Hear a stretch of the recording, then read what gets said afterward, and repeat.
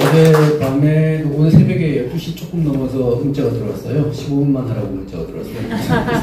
그래서 제가 혹시 고전은 12시 넘어서 좀 작업을 하려고 슬라이드 작업을 좀 하려고 하다가 말았습니다. 그냥 맨마음 되겠구나로 말았습니다. 몇 가지 오늘 국진 선배 그냥 잔치날이네요. 2시간 동안 이런 식으로 얘기할 기회가 없죠. 그 말씀하신 것 중에 몇 가지를 제가 추가하겠습니다. 한글 얘기를 하셨고요. 일제 때 병합이 되고 나서 한글 교육이 정상적으로 이루어졌다는 얘기를 하셨고요. 실제로 교육령이 계속 발표가 됩니다. 교육령이 발표되는데 1차 교육령에서는 한글이 필수였어요. 한글 교육이 한글 우리말 교육이 필수였습니다. 3차 교육령 정도 되면 아마 선택이 될 겁니다. 근데 그 무렵에는 이 총독부가 선택으로 결정을 했지만 실제 우리 민간의 의식들이 한글에 대해서는 냉소적입니다. 필요 없다. 학생들 자체가 선택 과목이지만 별로 선택 과목을 선택을 하지 않습니다. 이 민간의 의식이 많이 변화했다는 거고요. 조선어학회도 실제로는 우리 조선어학회 사건이 있기 때문에 조선어학회가 대단한 항일 조직으로 생각하지만 사실은 그렇지 않습니다. 대단히 총독부와 협조관계였습니다. 당연히 한글을 보호하는 것이 총독부 정책이었고요. 그것이 총독부의 어떤 식민지 운영을 위해서도 글을 가르쳐야 되니까 당연한 일이죠. 그리고 처음에 한글 교과서를 일본에서 찍어갖고 왔죠. 우리가 그런 영향이 안 됐죠. 창시개명 가지고 말이 많죠. 창시개명 처음에 총독부가 계획했을 때 예정된 기간 내 6개월 내에 20% 정도가 창시개명 할 거라고 예상을 했다는 거죠. 그런데 터집니다. 조선인들이 창시개명한 건 밀면 터져요. 예산을 3번 증액했다는 얘기가 있습니다. 관련 예산을 3번 증액했고 결과적으로 몇 프로였죠? 80%? 79.79%를 80%였죠. 당시에 창시개명 하지 않는 분들은 대단히 항의의식이 있기 때문에 창시개명 안 한 게 아니고요. 그냥 본인이 안 해도 될 만하니까 안 한 거예요. 홍색장군 안 했습니다. 인천 안 했습니다. 주기철 목사도 아마 안 했죠. 그런 분들이 있지만 그것이 제가 보기에는 항의의식은 별로 관계가 없습니다. 그냥 안 해도 될 만하니까 안 했던 거고요. 달리는 근대와 전혀 관계없는 시대민들 이런 분들이 아니다는 거죠. 아주 연로하거나 그랬을 거예요. 그렇게 추측이 됩니다. 혈서 얘기 나오면 또 박정희 대통령 얘기 나오면 혈서 얘기 나옵니다. 만주중간학교 지원할 때 혈서 썼기 때문에 그래서 진입하다. 그래서 2004년, 2005년에 노무현 정부 시절에 다시 정부에서 위원회를 만듭니다. 위원회 만들면서 그때 박정희를 친입하고 만들려고 했는데 시간이 없어서 못 만들었다는 것이 그 위원회 회고에 나옵니다. 정부가 바뀌면서 이제 위원회 기간이 끝나가니까 그때 이 만주에서 발행된 신문을 봤다는 거죠. 신문이 나왔다는 거죠. 신문이 나왔지만 추적해서 친일파를 만들어야 되는데 못 만들었다는 얘기를 하고 있고요. 당시에 혈서는 그냥 우리 식구 얘기하면 빨간 볼펜 같은 거예요. 뭔가 간절하면 혈서예요. 법원에 재판할 때도 단어 설명면 혈서가 들어갑니다. 당시 혈서가 특별한 의미의 혈서가 아니에요. 그냥 박정희도 간절했습니다. 나이가 많았습니다. 만주군고등학교 요건이 넘쳤어요.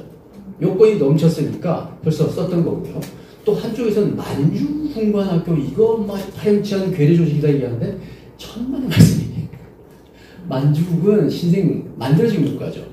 만주국이라는 국가는 관동군하고 만주철도회사 그렇게 해서 만들어진 국가인데 조선의 엘리트들이 출세하기 위해서 시험을 3군데 봅니다. 3번 시험을 봐요. 엘리트 정상적으로 학교 교육 받은 양반들이 시험을 3번 보는데 뭐냐? 일본 정부가 하는 그 고시가 뭐죠? 고등교관. 네. 고문행정과학과가 있었고요. 만주국이 또 고등교관 시험이 있었어요. 만주국 고문, 일본 정부에서는 고문, 그리고 조선 변시. 3개 시험 봐서 그냥 되면 그쪽에 갔다는 거예요.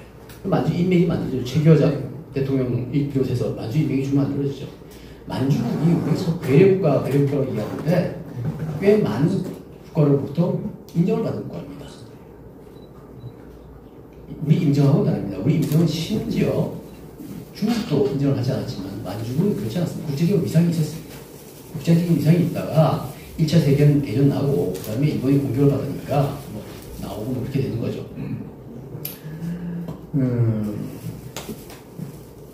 독도 얘기 또 신용화 교수 얘기했었는데요. 신용화 교수가 우리 8개월 정도 되면 독도 얘기가 쟁점이 떠오르고 그때마다 신용화 교수가 언론 인터뷰를 하면서 외교부를 질타했어요. 외교부가 독도 문제에 대해서 너무 소극적이다. 외교부가 뭘 한지 모르겠습니다. 라고 고함지르면 또 언론 다 받았어요. 또 외교부가 고통스러워요. 그래서 어느 시점이 되면 외교부가 입장을 바꿉니다. 그 전까지는 외교부는 일본이 독도 문제 제기할 때 무대응이에요. 왜냐하면 실효적 점령, 우리가 점령을 쓰게 됐다. 더 이상 못합니다. 분쟁 지역이 되면 오히려 어려워진다는 거거든요. 대응을 하면 할수록 분쟁 지역이 되고 그러면 어려워진다는 거거든요. 근데 외교부가 입장을 바꿉니다. 외교부도 이제 파퓰리즘에 빠지는 거예요. 왜 입장을 바꾸냐? 여론 따라가면 나중에 책임을 안 진다는 거예요. 그래서 여론 따라가긴 합니다. 그게 저는 외교정책에서는 우리 외교정책의 난점이라고 생각을 하고요. 실제로 자유민주주의 외교정책이 정부가 달라지면 미국도 마찬가지예요. 민주당 공화당에 따라서 외교정책이 왔다 갔다 하죠. 우리도 왔다 갔다 하죠. 사회주의국가 전체주의국가는 어때요? 김일성이 어때요? 외교정책이 일관이 됩니다. 그 핵이 나오는 거예요. 그래서 전체주의국가 외교정책은 일관되고 자유국가 외교정책은 왔다 갔다 하고 이것이 오히려 국가로서는 별로 바람직하지 않죠. 정책으로서는 바람직하지 않은 문제가 있죠.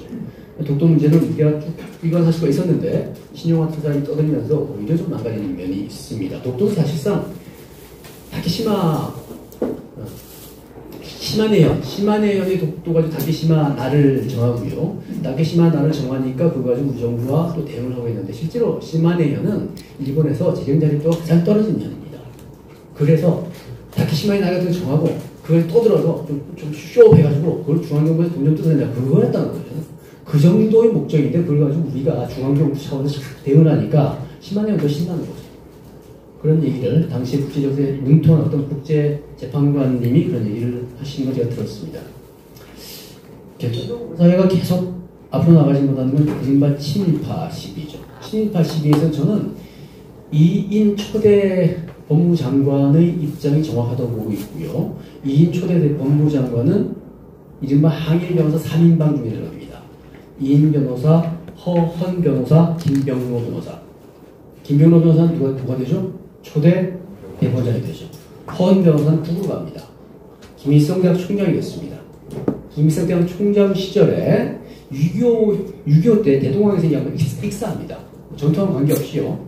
출퇴근하다가 대동강에서 익사를 하고 그런데 이인 변호사는 반민법이 만들어질 때 반민법 제정 과정에서 대통령에게 이승만 대통령에게 제의를 요구하라고 직언합니다. 제의란 건 다시 제의 요구를 하면 다시 국회에서 3분의 2 통과되지 않으면 법안이 없어지는 거예요.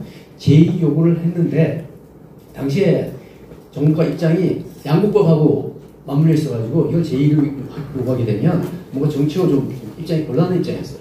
그래서 어쩔 수 없이 받았다는 거고요.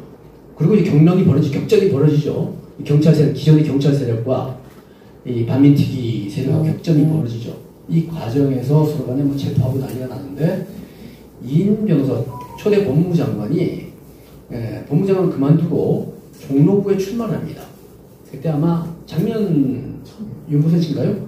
주민대사로 하죠. 주민대사 가면서 비니까 보궐선거에 출마합니다. 그리고 국회의원이 돼요. 국회의원 돼서 국회에 들어가서 이분이 반민법을 개정합니다. 반민법 개정에 반민법을 약화시킵니다. 그리고 반민특위 위원장이 되고 그러면서 좀 정돈이 돼요. 세상에 정돈이 되죠. 당시에 이승만 엄청난 반일주의자죠. 엄청난 반일주의자. 이범석 씨 총리 엄청난 반일주의자지만 그분들이 계속 성명을 낸 것이 우리 새로 정부가 들었으니까 이제 우리 그런 싸움하면 안 된다는 거예요. 앞으로 보고 가야 된다는 건데 한쪽 세력은 그렇지 않죠. 한쪽 세력은 끊임없이 반일을 얘기했고요. 반일을 얘기하고 반민법을 만들었는데 반민법을 만들어서 반민특위가 활동을 하는데 반민특위 첫 활동이 전국에 함을 만들어서 신고함을 만들어요. 친일주의자를 신고하는 거예요. 자, 법을 만들고 뭔가 처리를 하려면 우리가 친일파를 바로 떠올라야 돼요. 참 나쁜 놈, 친일파 바로 떠올라요. 몇 명 있어. 오케이, 걔를 처벌하자. 그까지는 아니어야 됩니다. 그렇지만 전국에 신고함을 만들어가지고 수거해가지고 친일파를 엄청난 수로 만들어가지고 그걸 서로 처벌하겠다? 묶인 얘기죠. 이른바 소급입법 원칙에 반합니다. 소급처벌 원칙에 소급처벌하면 안 된다는 그 주의에 반합니다. 그런데 어쨌든 처음 헌법을 만들 때는 반민특위 근거 규정을 101조에 둡니다. 소급해서 처벌할 수 있도록 만들어줘요. 그래서 적어도 규범적으로 위헌은 아니에요. 세월이 흘러갑니다. 2004년, 2005년이 됐어요. 2004년, 2005년 노무현 정부 때 법이 두 개가 만들어져요. 반민규명법하고 재산환수법, 재산귀속법인가 두 개가 만들어져요. 다시 또 친일파 타령이 시작되는 거예요. 세월이 한참 흘러서. 그래서 누구를 친일파를 만들죠? 대표적으로 인초는 친일파를 만들죠. 이게 부통령이에요. 대한민국 부통령을 친일파를 만듭니다. 공군훈장 줬던 걸 환수합니다. 이분 돌아가서 국장을 했습니다. 대표적인 예죠. 그렇게 난리를 쳐요. 그렇게. 중추현 참의, 뭔가 정부기관에 하나 올리면 난리를 쳐요. 올리면 친일파를 만들고. 경우에 따라서는 또 어떤 분, 간송 같은 분은, 전영필 선생 같은 분은 엄청나게 국가헌금을 냈는데 또 친일파가 아니에요. 어떤 양반은, 인총 같은 양반은 평생 국민을 위해서, 국민과 함께 했는데 이분은 군대 가라고 했다고 청년들에게 군대 가라는 얘기 몇 번 했다고 그거 가지고 또 친일파를 만들어요. 그랬더니 또 얼마 전에 좀 최근에 읽은 책에서는 어떤 분이 이렇게 얘기해요. 기준 잘못됐으니까 기준을 새로 세우자. 기준을 새로 세우는 문제가 아닙니다. 2004년, 2005년에 친일파라고 규정했던 분들에 대한 적 아닌 것으로 다시 입법을 해야 되는 거죠. 두 법을 없애버려야 되는 거예요. 사실은 48년 반민법도 잘못됐어요. 그렇지만 그건 확정됐으니까 그건 넘어가자는 거죠. 그렇지만 두 세대가 지나서 새롭게 국가가 공인해서 친일파를 만든 이 작태, 이런 중세 지향적 작태에 대해서는 여기 대해서는 우리가 뭔가 조치를 해야 된다는 것이죠. 이것 극복 못하면 우리 사회 앞으로 가지 못한다는 생각입니다. 실제로 한국인의 성정, 싱가포르 점령이 됐을 때 제 어머니 세대한테 계속 들은 얘기는 싱가포르 점령이 됐을 때 어떤 일이 있었죠? 전국의 어린이들한테 고무공을 줬다는 거죠. 제 친구 엄마들도 얘기하고 저 엄마들도 얘기해요. 그 무렵에 싱가포르 점령이 됐을 때 한양에서 찍힌 사진을 보면요, 일장기 들고 한양 시민들이 일장기 들고 길거리를 메우고 난리가 납니다. 그 무렵에 일본에서 공부했었던 유학파, 지금 돌아가셨어요. 어떤 교수님이 하신 말씀은 이분은 일본과 서울을 왔다 갔다 하면서 극장을 다녔다는 거죠. 극장에서 영화를 보면 그때 지금 잊어버릴 시절은 대한뉴스 있었잖아요. 대한뉴스 이전에 그것도 일본 시절에 한물일 거예요. 일본 시절에 뉴스를 보여줬다는 거예요. 일본에서 똑같은 영상, 난양전선의 승전구를 알리면 일본의 시민들은 조용히 앉아서 보대. 서울 와서 똑같은 영상을 보면 서울의 시민들은 박수를 치고 하늘하고 난리가 났네. 충분히 이해가 갑니다. 콘서트 가면요, 외국에서 오는 가수들, 우리나라에서 콘서트 하는 건 되게 좋아요. 관객들이 열정적이에요. 그래서 그런 에티튜드 보면 충분히 이해가 되지만, 그러고 나서 지금 와서 태도를 바꾸고 엉뚱한 얘기를 하면 그건 좀 맞지 않다는 말씀이고요. 마지막 중앙청 건물 다 느끼시는 거예요. 중앙청 건물 깨진 거, 없앤 거. 그거 없앤다는 얘기, 김영삼 님께서 그거 없앤다는 얘기 할 때, 이 얘기는 제가 조선일보에 계셨던 김영삼 기자님한테 들은 얘기입니다. 이건희 씨가 2천억을 내겠다는데, 그 얘기는 중앙청을 깨지 말고 옆으로 물리자. 옆으로 물리는데 돈이 얼마 드냐? 2천억이면 된다 그래서 2천억 얘기가 나왔대요. 그때 그런 얘기 나왔었죠. 물리는 거 어떠냐? 당시의 건축술로도 땅을 파고 밑으로 내리는 것도 가능했다는 거예요. 그러면 보존할 수 있다. 시선 가리지 않고 보존할 수 있다. 그 위치에 대해서는 얘기가 있습니다. 이른바 일본의 진보학자들 중에는 위치가 좀 지나치다. 이른바 정면을 막았으니까 그건 좀 지나치다. 그건 좀 총격부가 너무 잘못한 거 아니냐. 그런 얘기 한다는 거예요. 충분히 공감 가죠. 그렇지만 그 건물은 살렸어야죠. 그걸 당시 분위기에서, 김영삼 기자 얘기는 당시의 분위기에서 청와대 김영삼 정부가 워낙 깨야 된다고 기세가 세서 감히 비서들이 대통령한테 말은 뭐했다, 뭐 그런 얘기를 하고 있어요. 깨고 나니까 시원합니다. 깨고 나고 깰 때는 시원했겠죠. 그렇지만 역사는 망가져버렸죠. 더구나 그 당시에는 뭘로 쓰고 있었죠? 미술관으로 쓰고 있었죠.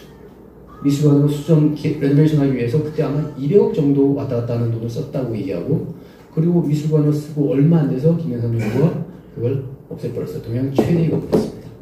동양 최대의 고딕 건물이었고요. 대만에서 쓰고 대만의 선거는 3분의 1 정도밖에 안 됩니다. 같은 시대였거든요.